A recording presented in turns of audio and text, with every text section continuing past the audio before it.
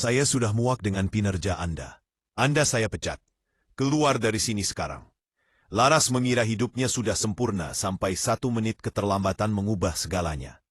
Dari seorang karyawan yang ia pecat, terbongkarlah rahasia besar tentang masa lalu yang selama ini terkubur rapat.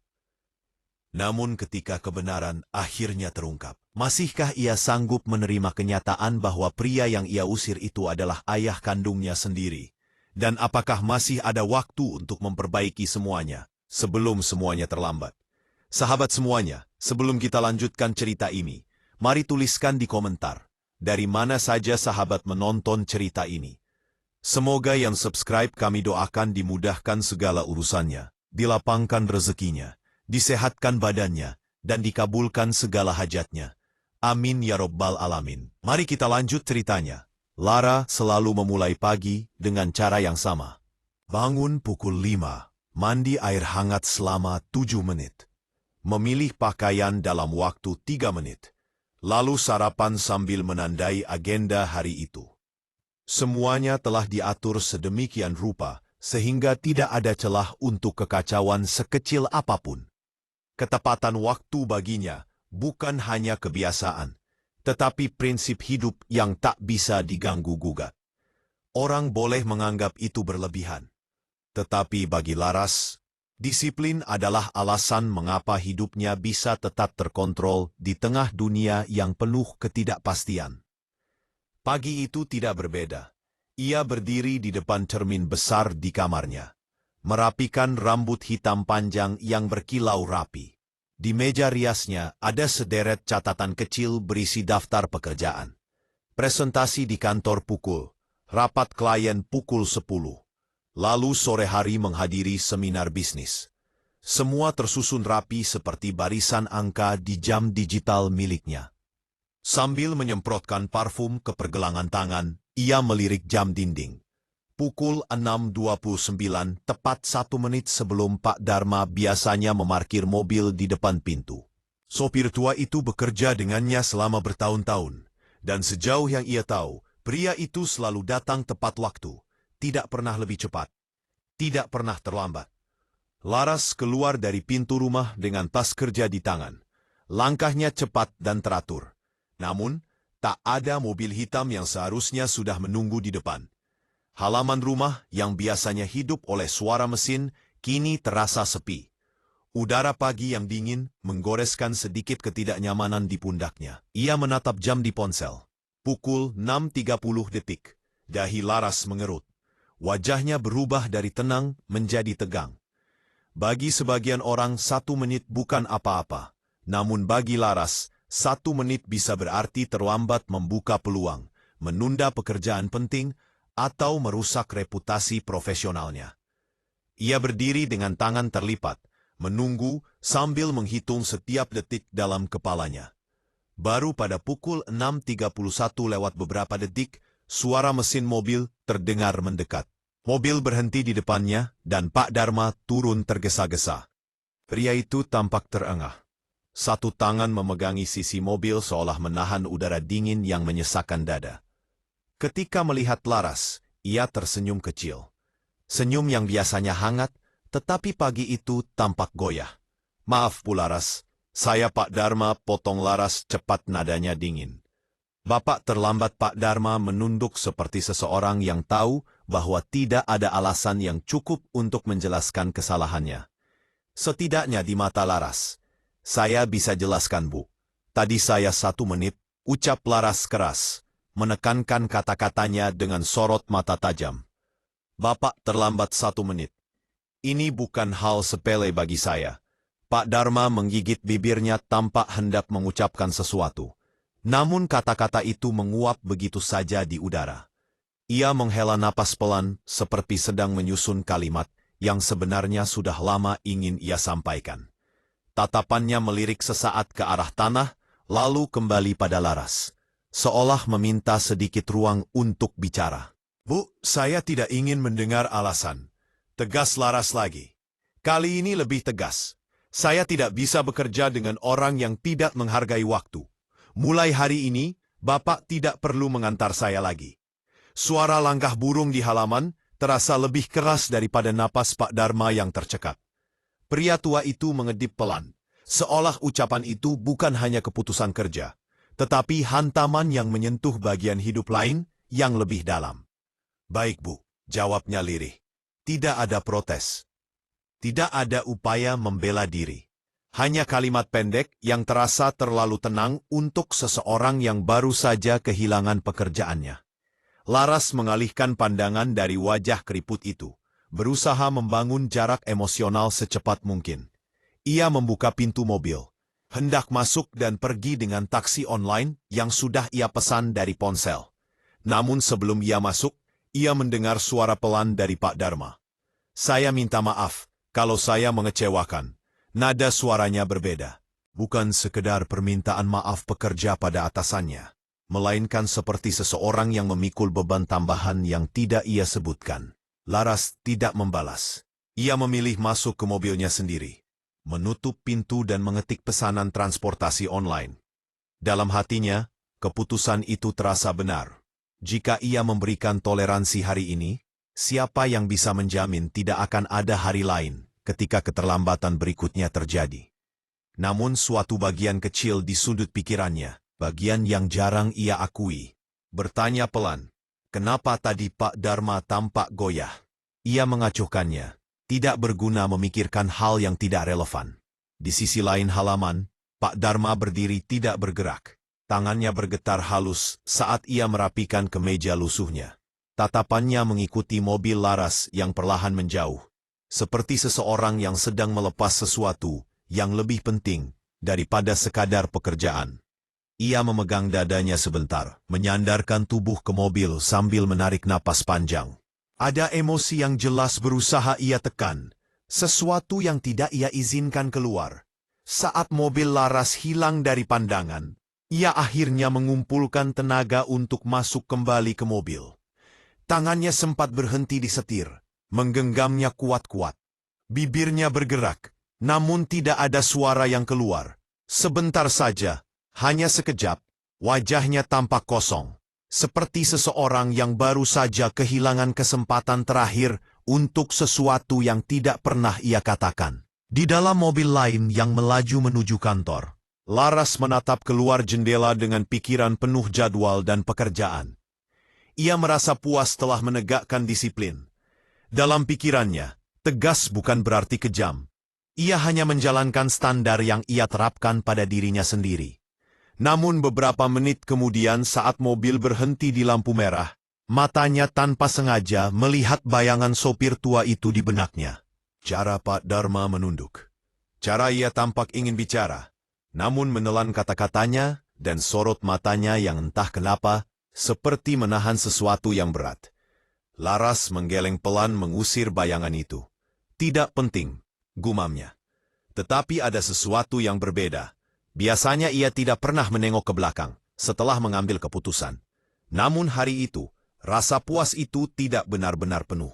Ada celah kecil yang membuatnya gelisah tanpa alasan. Ketika mobil melintas di jalan panjang menuju pusat kota, matahari mulai menaikkan sinarnya di balik gedung-gedung tinggi. Cahayanya memantul di kaca, menyoroti wajah Laras yang tetap tegas. Namun, di balik ketegasan itu, ada garis halus yang menunjukkan keraguan.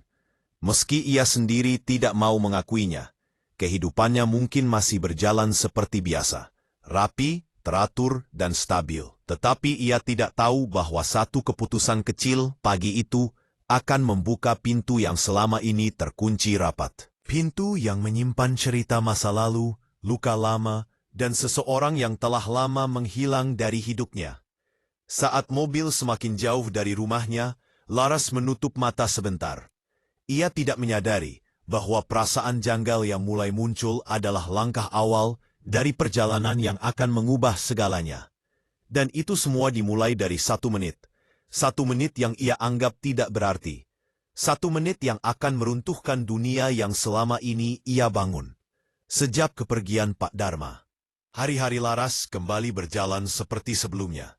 Setidaknya itulah yang ia yakinkan pada dirinya. Rutinitasnya tetap padat dan teratur. Ia berangkat kerja lebih pagi karena tidak lagi bergantung pada sopir dan ia mulai menyetir sendiri. Bagi sebagian orang, mengemudi mungkin terasa membebaskan. Tapi bagi Laras itu hanya tambahan pekerjaan yang menguras waktu dan energi. Tetap saja, ia memilih tidak mempekerjakan sopir baru. Ia mengatakan pada dirinya bahwa ia sedang mencari yang lebih profesional. Padahal sebenarnya, ia hanya ingin menghindari rasa bersalah yang diam-diam bersemayam setelah ia memecat Pak Dharma. Malam pertama setelah kejadian itu, Laras tidur lebih cepat karena kelelahan. Namun tidur itu tidak membawa ketenangan seperti biasanya. Ia mulai bermimpi. Mimpi yang tidak ia kenali, tapi terasa sangat nyata. Seolah berasal dari lubuk hatinya yang paling dalam. Dalam mimpinya, ia melihat dirinya kecil, berdiri di halaman yang luas dengan rumput hijau yang tidak rata. Ada pohon besar di ujung halaman dan ayunan tua yang bergerak pelan ditiup angin. Di antara bayangan pohon itu, ada sosok pria dewasa berdiri. Tubuhnya tinggi dan kokoh, tetapi wajahnya tidak jelas. Setiap ia mencoba mendekat, sosok itu selalu mundur seperti sengaja menjauh. Suara-suara pelan memenuhi mimpi itu, raungan angin, derap langkah kecil, dan suara berat seorang pria yang memanggil namanya. Namun namanya terdengar berbeda, seperti versi masa kecil yang sudah lama ia lupakan. "Ras sini," Laras dalam mimpi mengulurkan tangan, tetapi ujung jarinya tidak pernah mencapai sosok itu. Setiap langkah yang ia ambil membuat bayangan itu semakin kabur. Dan sebelum ia sempat bertanya siapa pria itu, Laras terbangun dengan napas terengah dan keringat dingin membasahi pelipisnya. Ia menatap langit-langit kamar. Dalam gelap pukul 12, lanjut tidur, gumamnya pada diri sendiri. Namun matanya tetap terbuka cukup lama sebelum akhirnya terpejam kembali. Keesokan paginya, rasa aneh itu belum hilang. Laras menyetir menuju kantor sambil berusaha memfokuskan pikiran pada presentasi penting yang menunggunya. Namun ketika mobilnya melewati sebuah jalan dekat pusat kota, matanya terpaku pada sebuah gerbang besi tinggi di sisi kiri jalan. Gerbang itu mengarah ke sebuah bangunan tua dengan papan nama pudar, Panti Asuhan Bintang Harapan. Tanpa alasan jelas, dadanya mengencang, nafasnya tersengal sejenak, bukan sesak yang berlebihan, tapi cukup untuk membuat kedua tangannya sedikit bergetar di setir. Ia tidak pernah memasuki panti asuhan manapun dalam hidupnya. Setidaknya begitu yang ia percaya. Namun melihat gerbang itu, ada rasa aneh yang menyelinap. Seperti sesuatu dalam dirinya mengenali tempat itu. Meski pikirannya tidak tahu dari mana, ia memutar kepala beberapa kali seakan mencari penjelasan logis. "Kenapa tiba-tiba panik?" bisiknya. Lampu hijau menyala membuat mobil di belakangnya membunyikan klakson pelan. Laras tersadar dan kembali menyetir. Namun gerbang itu terpinggal di kepalanya, menandai sesuatu yang tidak ia pahami. Siang harinya Laras bertemu Intan, rekan kerjanya. Wanita itu dikenal cerewet, suka bergosip, dan peduli pada hal-hal kecil yang sering orang abaikan. Dari cara Intan memandangi Laras saat makan siang bersama, Laras tahu bahwa temannya itu sudah memperhatikan perubahan kecil pada dirinya. "Kamu kelihatan capek," kata Intan sambil menggigit saladnya. "Bukan capek biasa, tapi kayak tertekan, atau lagi banyak pikiran." Laras mendengus pelan. "Aku cuma kerja terlalu keras." "Kerja terlalu keras itu sudah jadi hobi kamu," sahut Intan sambil tertawa. "Tapi yang ini beda. Dari tadi kamu bengong." Laras hendak membalas, tapi kata-kata itu terhenti saat ia mengingat mimpi semalam dan perasaan aneh saat melewati panti asuhan tadi. "Aku cuma kurang tidur," ucapnya akhirnya. Intan mengangkat alis. Jelas tidak percaya. "Jangan bilang kamu masih mikirin Pak Dharma." Laras terdiam sekilas. "Enggak, itu sudah selesai." Gumam Intan dengan senyum kecil. "Kalau kamu bilang begitu," mereka melanjutkan makan dalam diam. Namun setelah pertemuan itu, Laras menyadari bahwa wajah Intan mengandung sesuatu yang ia hindari. Kekhawatiran dan ia benci itu. Ia tidak suka orang lain merasa perlu mengkhawatirkannya. Setibanya di rumah malam itu, Laras duduk di ruang tengah dan menyalakan TV hanya untuk mengisi keheningan. Ia tidak benar-benar menonton, hanya menatap layar tanpa fokus sambil memainkan ponselnya. Namun, sebuah berita membuatnya spontan mengangkat kepala. Telah terjadi kecelakaan lalu lintas yang melibatkan seorang pria berusia lanjut. Korban mengalami luka di bagian kepala dan telah dibawa ke rumah sakit terdekat. Reporter menampilkan gambar mobil tua ringsek di pinggir jalan. Sopirnya, seorang pria berumur sekitar 60 atau 70 tahun, sedang ditandu oleh para medis. Laras membeku. Itu bukan Pak Dharma, namun jantungnya berdetak cepat seperti tubuhnya bereaksi sebelum pikirannya menyadarinya. Ia memegang remote kuat-kuat. Kenapa aku? Ia tidak menemukan jawaban. Ini aneh, sangat aneh. Mengapa ia peduli? Seharusnya ia tidak memikirkan Pak Dharma lagi. Keputusan sudah dibuat. Hidupnya baik-baik saja tanpa sopir itu. Ia yakin ia tidak punya keterikatan emosional apapun dengan pria itu. Namun kenyataannya, bayangan wajah Pak Dharma saat memintanya maaf di pagi itu terus muncul di kepalanya. Terutama tatapan mata itu. Tatapan yang tidak sekedar kecewa, tapi seolah patah. Laras mematikan TV dan berdiri dari sofa. Ia berjalan ke jendela besar yang menghadap garasi. Mobil hitamnya terparkir rapi di sana, mengilap dan sempurna seperti biasa. Tapi kali ini, ada sesuatu yang berbeda. Mobil itu kosong. Dulu setiap Laras menatap garasi, ia selalu melihat Pak Dharma. Entah pria itu sedang membersihkan kaca mobil, memeriksa tekanan ban, atau sekadar berdiri sambil menunggu perintahnya. Ia tidak pernah menyadari betapa kehadiran Pak Dharma diam-dia mengisi rumah itu. Tidak dengan suara, tapi dengan keberadaan yang stabil dan hangat. Sekarang, rumah terasa lebih sunyi, terlalu sunyi. Laras berdiri cukup lama di depan jendela, memandangi mobil yang tampak dingin tanpa sosok yang biasa menemaninya. Ada rasa kosong kecil yang menghampiri. Namun ia menolaknya sekeras mungkin. Ini cuma perasaan sesaat, katanya pelan. Aku hanya stres. Namun jauh di dalam dirinya, Laras merasa sesuatu sedang bergerak. Sesuatu yang sudah lama terkubur. Sesuatu yang selama ini tidak ia sadari, atau mungkin sengaja tidak ia ingat. Suara jarum jam dinding terdengar jelas dalam kesunyian rumah. Berdetak pelan namun teratur. Setiap detik yang berlalu membuat Laras semakin sadar bahwa kearifannya terhadap waktu dan ketepatan tidak pernah benar-benar melindunginya dari hal lain. Hal-hal yang datang dari masa lalu. Ketika akhirnya ia memadamkan lampu dan menuju kamarnya, rasa gelisah itu masih tertinggal. Malam itu, ia tidur tanpa mimpi, atau mungkin ia lupa apa yang ia impikan. Namun satu hal pasti, ada bayangan lama yang perlahan mulai muncul kembali. Memaksa Laras untuk mengingat sesuatu yang selama ini tidak pernah ia akui sebagai bagian dari dirinya. Bab ini berakhir dengan Laras berdiri di depan jendela, menatap mobil kosong itu, dan menyadari bahwa rumahnya tidak pernah terasa setengah sepi ini sebelumnya. Sejak mimpi-mimpi aneh dan rasa gelisah yang menempel seperti bayangan, kesempurnaan yang selama ini Laras bangun mulai retak perlahan. Ia tidak menyadarinya di awal, retakan kecil seringkali tampak sepele. Namun lama-kelamaan, keretakan itu mulai mengganggu ritme hidupnya yang selama ini berjalan sempurna seperti mesin. Pagi itu, Laras tiba di kantor dengan wajah yang terlihat lebih pucat dari biasanya. Kantornya, sebuah ruangan kaca yang menghadap gedung-gedung tinggi, biasanya membuatnya bersemangat. Namun hari ini, rasanya ruang itu lebih sempit.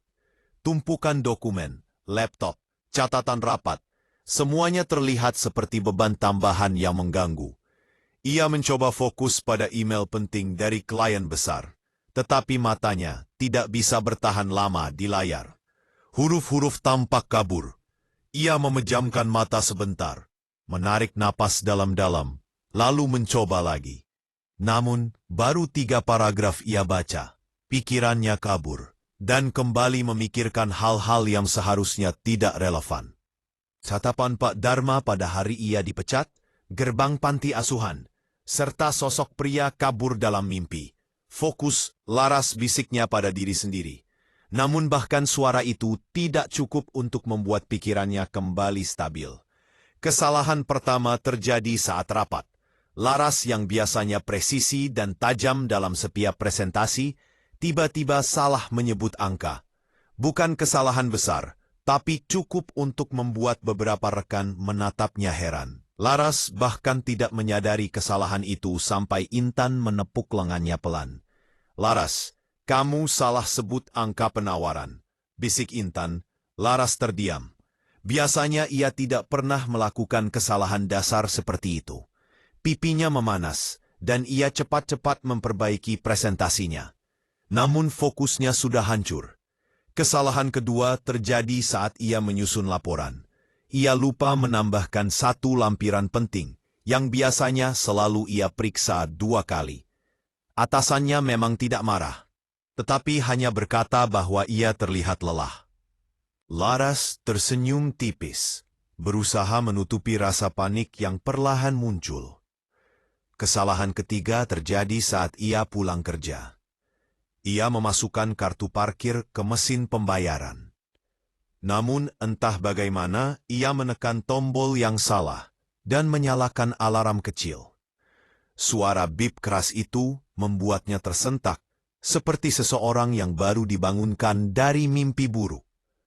"Bu, tak apa," ujar petugas parkir sambil tersenyum. "Mungkin lagi capek."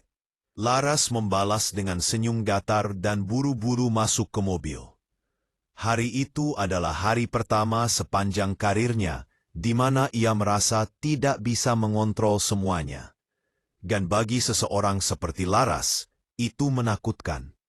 Saat menyetir pulang, pikirannya bercampur aduk. Jalan terlihat sama seperti biasanya. Tetapi, ia merasa seperti sedang menyusuri sesuatu yang asing. Ketika berhenti di depan lampu merah, ia mengusap wajah dengan satu tangan, mencoba mengatur napas. Ia menoleh ke kursi belakang tanpa alasan jelas. Kursi itu kosong. Tentu saja tidak ada lagi suara batu kecil dari Pak Dharma. Tidak ada lagi ucapan, "Sudah siap, Bu?" yang biasanya terdengar setiap pagi. Tidak ada bau minyak kayu putih yang samar. Semua hilang. Hilang begitu saja. Lampu berubah hijau. Ia kembali mengemudi. Saat memasuki area rumahnya, ia memarkir mobil seperti biasa. Namun ketika hendak merapikan barang-barangnya, ia melihat sesuatu yang membuatnya berhenti. Ada sebuah celah kecil di laci penyimpanan jok mobil. Laras mengernyit. Ia merasa tidak pernah membuka laci itu sejak lama. Dengan ragu, ia menarik gagangnya. Laci itu mengeluarkan bunyi klik pelan lalu terbuka. Di dalamnya, hanya ada satu benda, selembar foto kecil yang terlipat. Hatinya berdebar. Ia mengambil foto itu perlahan, seperti memegang sesuatu yang rapuh. Kertasnya sudah menguning di beberapa bagian, menandakan foto itu sudah lama berada di sana. Ketika ia membuka lipatannya, dadanya berdebar 2 kali lebih cepat.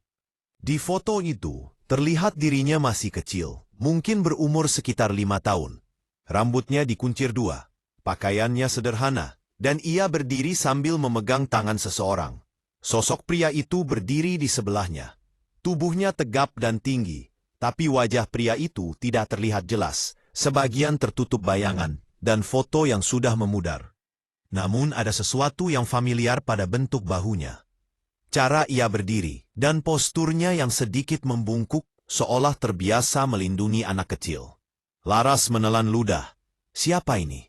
Ia memegang foto itu lebih dekat ke lampu mobil, mencoba melihat lebih jelas. Tetapi semakin ia menatap, semakin lehernya merinding.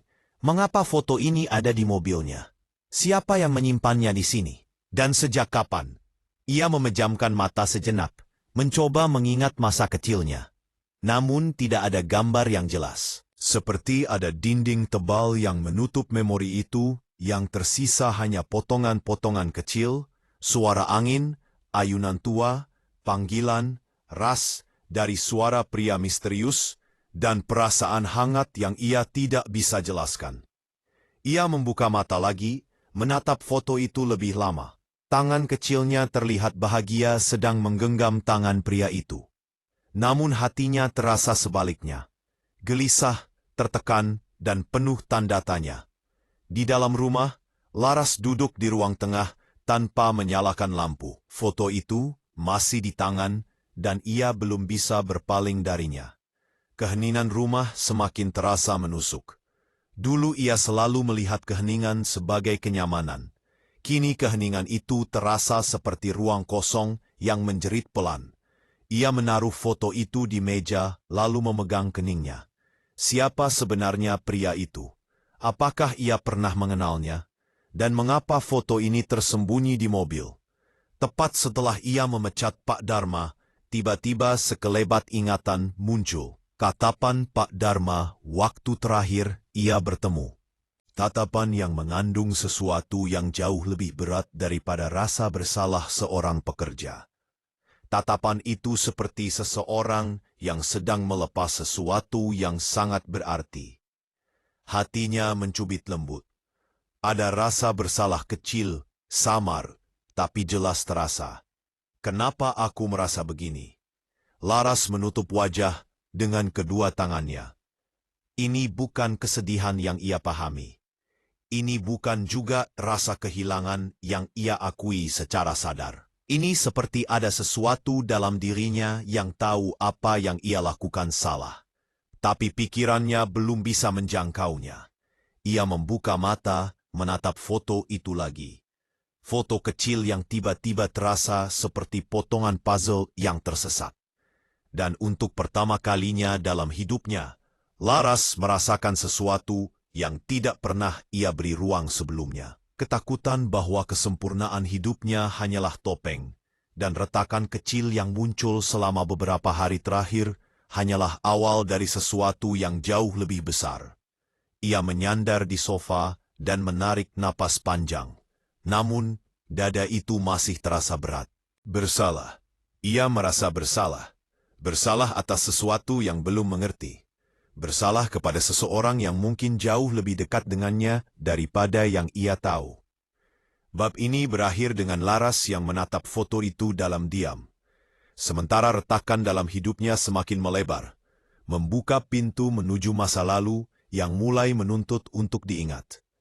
Klinik kecil di sudut kota itu bukan tempat yang biasanya Laras kunjungi. Ia datang hanya untuk menjalani pemeriksaan tekanan darah. Sesuatu yang disarankan dokter karena jadwal kerjanya yang makin padat. Pagi itu terasa berbeda sejak awal. Langit mendung, udara lebih lengket, dan pikirannya terasa berat. Entah mengapa. Laras berjalan masuk sambil memeriksa jadwal meeting di ponselnya. Berusaha memastikan semuanya tetap teratur seperti biasanya. Begitu ia melangkah ke ruang tunggu, pandangannya langsung jatuh pada seorang lelaki tua yang duduk di kursi paling pojok. Tubuhnya tampak lebih kurus dibanding terakhir kali Laras melihatnya. Bahunya merosot, napasnya terengah pelan, dan telapak tangannya memegang tongkat kayu yang tampak sudah lama digunakan. Laras hampir tidak mengenalinya sampai lelaki itu mengangkat wajahnya. Pak Dharma. Jantung Laras refleks berdegup lebih cepat. Lelaki yang ia pecat sebulan lalu hanya karena terlambat 1 menit. Lelaki yang selama ini memenuhi mimpinya, menghantui pikirannya, dan diam-diam membuatnya merasa tidak nyaman dengan dirinya sendiri. Untuk sesaat, Laras berdiri terpaku. Bagian dirinya ingin berpaling, melangkah cepat ke arah pintu keluar dan pura-pura tak melihat apun. Namun bagian lain yang lebih keras dan lebih ingin mengerti menahan langkahnya. Pak Dharma tampak terkejut begitu menyadari sosok Laras berdiri tepat di hadapannya. Ia mencoba berdiri. Mungkin masih terbiasa menghormati sang majikan meski tak lagi bekerja untuknya. Tapi tubuhnya jelas tidak kuat. "Pak, duduk saja, jangan berdiri," ucap Laras spontan. Setengah panik melihat tubuh tua itu berguncang. Lelaki itu menurut. Meski napasnya terdengar berat, Laras menarik kursi dan duduk di sampingnya. Menjaga jarak, namun cukup dekat untuk menunjukkan ia tidak sedang lewat begitu saja. Ada banyak hal yang ingin ia katakan, tapi semuanya menguap saat ia melihat kulit Pak Dharma yang pucat dan lingkar hitam di bawah matanya yang semakin jelas. "Kok Bapak di sini?" tanya Laras akhirnya. Suaranya lebih lembut dari yang ia rencanakan. "Bapak sakit," Pak Dharma menoleh perlahan. Ada kelelahan sekaligus keraguan di tatapannya. "Hanya kontrol biasa, Nona," jawabnya pelan. "Tidak perlu dikhawatirkan." Jawaban itu jelas bohong. Bahkan seseorang yang tidak mengenalnya pun bisa menebaknya. Laras menggigit bibir, menahan dorongan untuk mencekar. "Kenapa pakai tongkat?" "Dulu Bapak tidak pernah." Pak Dharma mengalihkan pandangan menatap lantai krem klinik itu. Usia tidak bisa bohong. "Nona Laras." Ada jeda panjang setelah itu. Hanya suara resepsionis memanggil nama pasien lain dari kejauhan. Laras menarik napas mencoba meredakan ketegangan dalam dadanya. Saya sudah lama ingin bicara, Pak," katanya pelan. "Tentang waktu itu, tentang hari ketika saya memakarma tiba-tiba mengangkat tangan. Isyarat halus untuk menghentikannya, tetapi bukan gerakan kasar atau menuntut. Lebih seperti seseorang yang tidak ingin memperpanjang luka. "Tidak usah dibahas lagi," potongnya. "Semua sudah terjadi. Tapi saya merasa saya tahu suaranya lembut, tetapi ada getaran halus yang menyeratkan sesuatu yang lebih berat. Kadang memang lebih mudah menyalahkan orang lain daripada melihat apa yang sebenarnya perlu kita hadapi." Ucapannya menghantam Laras seperti batu besar. Ia mengerutkan kening. "Maksud Bapak apa?" Pak Dharma tersenyum samar. Senyum yang tidak sampai ke matanya. "Sudah waktunya berhenti bersembunyi, Nona." Kata-kata itu menggetarkan sesuatu dalam hati Laras. Sesuatu yang sejak lama terkunci, tetapi kini mulai retak. Ada tekanan kuat di dadanya, campuran bingung, marah, dan takut. "Berhenti bersembunyi dari apa?" tanyanya dengan nada defensif. "Saya tidak mengerti." Pak Dharma menegakkan punggung. Meski terlihat jelas itu menyakitkan. "Suatu hari nanti, Nona akan mengerti, bukan tempat saya untuk membuka semuanya." "Bapak selalu bicara seperti itu." Laras mulai frustrasi. "Kalau ada yang perlu saya tahu, kenapa tidak jelaskan saja?" Pak Dharma terdiam lama sebelum akhirnya menjawab. "Karena beberapa kebenaran perlu datang di waktu yang tepat, dan mungkin waktu itu sedang mendekat."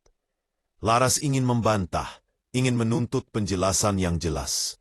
Tapi tatapan Pak Dharma bukan tatapan orang yang ingin menyulitkan. Ada kesedihan dalam matanya, kesedihan yang membuat Laras terdiam. Sebelum ia sempat bertanya lebih jauh, resepsionis memanggil nama Pak Dharma.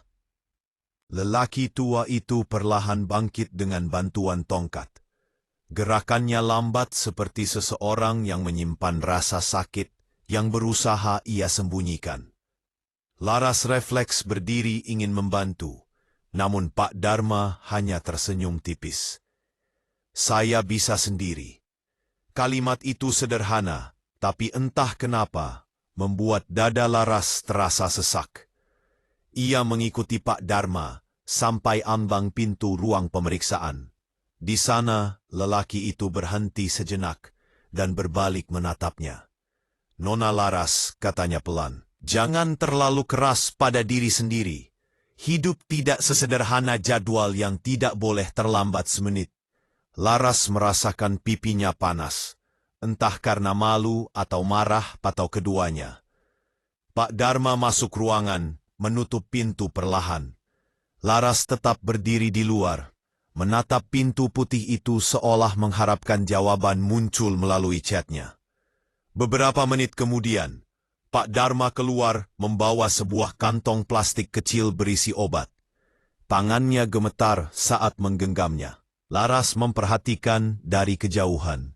Obat itu bukan obat biasa. Beberapa label menunjukkan dosis tinggi untuk penyakit kronis. Degup jantung Laras meningkat. Ia tak tahu kenapa, tapi melihat lelaki tua itu memegang obat-obatan tersebut membuat perasaannya memberontak. "Bapak sakit apa sebenarnya?" tanyanya dengan suara rendah, penuh kecemasan yang bahkan ia sendiri kaget mengatakannya. Pak Dharma tersenyum tipis. Senyum yang lebih seperti upaya menenangkan daripada kebahagiaan. "Hanya penyakit orang tua, Nona. Tidak usah dipikirkan." Laras ingin sekali memaksanya jujur, tapi suasana terasa terlalu rapuh. Ia hanya berdiri memandangi lelaki yang dulu selalu ada di balik kemudi tanpa mempertimbangkan apapun selain perfeksionismenya. "Bapak pulang naik apa?" tanya Laras. Mencoba menawarkan bantuan tanpa mengatakannya langsung. "Naik angkutan umum." Seperti biasa, jawabannya membuat Laras menunduk. Sejak mengusir lelaki itu, ia tidak pernah memikirkan bagaimana Pak Dharma menjalani hari-harinya. Ia tak pernah tahu apakah lelaki itu punya keluarga, rumah, atau sekadar teman untuk berbicara. "Pak, kalau Bapak butuh bantuan, tidak perlu, Nona. Terima kasih." Nada itu halus tetapi tertutup, seperti pintu yang ditutup dengan sopan. Pak Dharma melangkah keluar dari klinik dengan langkah kecil. Tongkatnya menekan lantai setiap beberapa detik. Laras menatap punggung itu semakin mengecil. Ada perasaan aneh yang merayap di dadanya. Perasaan yang tidak bisa ia namai, tetapi cukup kuat untuk membuat tenggorokannya terasa kering untuk pertama kalinya dalam hidupnya. Perfeksionismenya tidak memberi jawaban apapun. Hanya satu kalimat Pak Dharma yang berputar di kepalanya. Sudah waktunya berhenti bersembunyi. Laras menatap kantong obat yang baru saja dilihatnya di tangan lelaki tua itu. Dan untuk alasan yang tidak ia pahami, bulu kuduknya meremang. Sesuatu yang besar sedang menunggu di depan. Sesuatu yang tidak bisa lagi ia hindari. Dan entah kenapa, ia merasa semuanya dimulai dari 1 menit yang dulu ia anggap sepele. Sejak pertemuan tak terduga di klinik itu, pikiran Laras tidak pernah lagi tenang. Setiap kali ia mencoba fokus pada presentasi, rapat, atau laporan yang biasanya ia selesaikan dengan presisi sempurna, wajah pucat Pak Dharma selalu muncul begitu saja. Bayangan tongkat kayu, langkah gontai dan senyum tipisnya menjadi gangguan yang terus membayangi hari-harinya. Pada akhirnya, Laras menyerah. Ada sesuatu yang harus ia ketahui, sesuatu yang tidak bisa ia abaikan lagi. Ia duduk di meja kerjanya hingga larut malam, menatap layar laptop yang menampilkan data riwayat karyawan dari perusahaan tempatnya bekerja. Nama Pak Dharma terpampang di sana, lengkap dengan tanggal mulai bekerja, posisi, dan catatan pelatihan. Namun ketika ia mengklik bagian kontak darurat, kolom itu kosong. Tidak ada nama keluarga, tidak ada nomor yang bisa dihubungi. "Bagaimana mungkin selama bertahun-tahun aku tak pernah tahu aun tentangnya?" gumamnya lirih. Semakin ia mencari, semakin banyak celah yang ia temukan. Pak Dharma adalah sosok yang selalu hadir tetapi tidak pernah benar-benar terlihat. Selalu tepat waktu. Selalu rapi, selalu mengantar dan menjemputnya tanpa banyak bicara. Seseorang yang menjalankan tugasnya tanpa meninggalkan jejak. Hingga malam itu, ia menemukan sesuatu yang menarik. Sebuah alamat lama yang tercantum dalam arsip kepegawaian bertahun-tahun lalu. Bukan alamat terkini. Itulah yang membuat Laras semakin penasaran. Lokasinya berada di daerah yang namanya langsung membuat punggungnya menegang. Dekat panti asuhan yang samar-samar muncul dalam mimpinya. Jantungnya berdebar lebih cepat. Ia meraih kunci mobil seolah tubuhnya bergerak sebelum kepalanya sempat memutuskan. Perjalanan menuju lokasi itu terasa lebih panjang dari yang ia bayangkan. Jalanan sempit, pepohonan rindang yang membentuk terowongan alami, dan udara sore yang menekan, membuat suasana semakin suram. Ketika Laras akhirnya tiba, ia melihat sebuah kompleks sederhana dengan tembok kusam dan gerbang besi yang berdecit saat ia dorong. Panti asuhan itu tampak tua. Dindingnya menunjukkan warna yang memudar. Halaman dipenuhi daun kering, dan ayunan kecil di sudut terlihat bergoyang pelan tertiup angin. Seorang wanita sepuh yang mengenakan kerudung pastel keluar dari pintu utama. Wajahnya lembut, namun menyimpan kelelahan. "Ada yang bisa saya bantu, Nak?" Laras menelan ludah sebelum menjawab. "Saya sedang mencari informasi tentang seorang pria bernama Pak Dharma. Beliau pernah tinggal di sekitar sini, mungkin 2 atau 3 dekade lalu." Wanita itu mengerutkan kening sejenak, mencoba mengingat. Dharma, gumamnya pelan. "Oh, mungkin Pak Dharma yang dulu sering mengantar bantuan. Yang suka membawa beras, selimut, dan mainan bekas." Laras mengangguk. Meski ia tidak tahu pasti, wanita itu tersenyum samar. "Ya, saya ingat beliau orangnya baik, selalu datang dengan senyum sopan. Seringkali dia tidak mau masuk karena katanya tidak ingin merepotkan. Boleh saya tahu apakah beliau punya hubungan dengan panti ini?" tanya Laras. Suaranya terasa lebih pelan dari biasanya. Wanita itu sedikit terdiam. Matanya menerawang, seolah menelusuri arsip kenangan yang sudah kabur. "Bukan pengasuh, bukan pula donatur tetap, tapi ada satu hal yang saya ingat jelas." Napas Laras tertahan tanpa sadar. "Bertahun-tahun lalu," lanjut wanita itu, "dia pernah datang dalam keadaan bingung dan gelisah membawa seorang bayi perempuan yang masih merah." Laras membeku. Wanita itu menatapnya, tidak menyadari perubahan drastis pada wajah Laras. Dia bilang bayi itu butuh tempat aman. Dia juga bilang ibunya tidak bisa merawatnya. Wajah wanita itu mengeras sedikit, seperti ada kenangan yang masih menggantung. Tapi dia tidak pernah menjelaskan lebih jauh, hanya menitipkan bayi itu dan meminta agar anak itu dijaga. "Bayi perempuan," ulang Laras dengan suara bergetar. Wanita itu mengangguk pelan. "Iya, bayi cantik sekali. Kami menamainya sesuai tanggal kedatangannya." Laras tidak bisa merespon. Kakinya terasa lemas, sementara udara seolah menjadi lebih berat.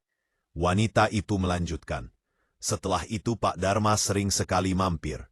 Tidak setiap hari, tapi cukup sering untuk bertanya kabar. Dia tidak pernah mau bilang apa hubungannya dengan bayi itu. Kadang dia hanya berdiri dari jauh, tidak berani masuk." Laras merasakan dadanya diserbu sensasi aneh antara takut, marah, gelisah, dan bingung. Semua bercampur tanpa bentuk yang jelas. Apa ada catatan?"